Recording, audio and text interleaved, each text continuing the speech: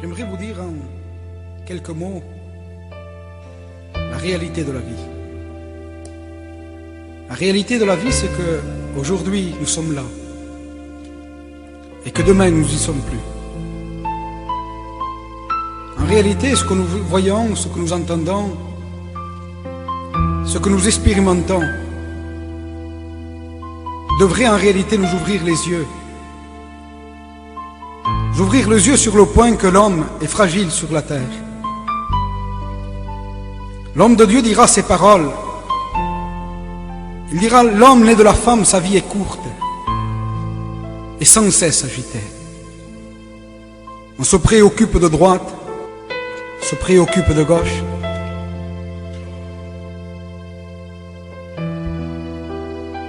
Les hommes ne savent pas. On ne pense qu'à bâtir, à acquérir.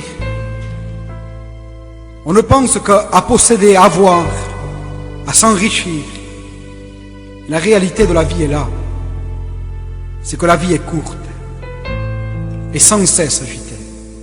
Le Seigneur dira un jour ces paroles à un homme.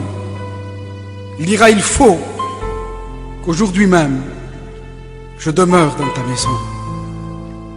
Il dira, pourquoi aujourd'hui?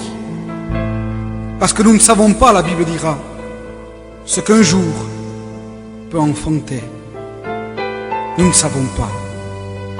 Aujourd'hui nous y sommes, demain c'est fini. En réalité, dans la vie, tu as le droit de jouer avec tout ce que tu veux.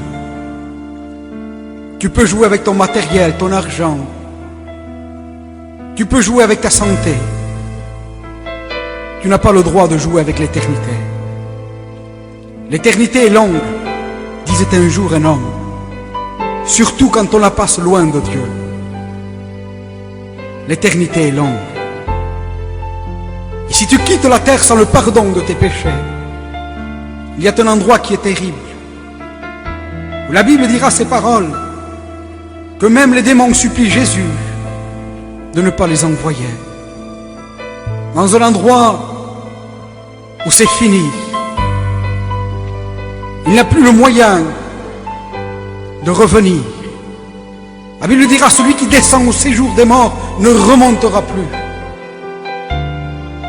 Dans un endroit où Dieu ne parle plus. Dans un endroit où la lumière n'existe plus. Dans un endroit de grincement de dents. Dans un endroit où on ne désire pas voir venir nos bien-aimés. Dans un endroit où c'est fini. Toute l'éternité. Le Seigneur veut demeurer aujourd'hui même dans ta maison. Si seulement tu reconnaîtrais la fragilité de ta vie, que tu sois un jeune homme, une jeune fille, un vieillard, un père de famille, une mère de famille, que tu sois un jeune ou moins jeune, peu importe, tu es fragile. La vie ne t'appartient pas. Pour cela que dira Moïse dans le psaume 90, qu'en est-il de la vie de l'homme? 70, 80 ans pour les plus robustes, et l'orgueil qui n'en tire n'est que peine et misère. Peine et misère. En réalité, le monde est en train de te tromper. L'homme se croit éternel sur la terre, mais sa vie est courte. Le Seigneur veut maintenant, toi qui es en train d'écouter, si nous chantons des cantiques, si nous prêchons l'évangile, si nous dévouons notre vie, cela n'a qu'un seul but, c'est que tu rentres dans l'éternité avec le Seigneur, que ton âme et ton esprit soient sauvés. C'est pour cela, voilà le but de tout serviteur de Dieu, et encore bien plus de Dieu. La Bible dit ces paroles, que Dieu veut que tous les hommes soient sauvés et parviennent à la connaissance de la vérité. La vérité, c'est que tu es fragile. Tu as besoin de rencontrer le Seigneur.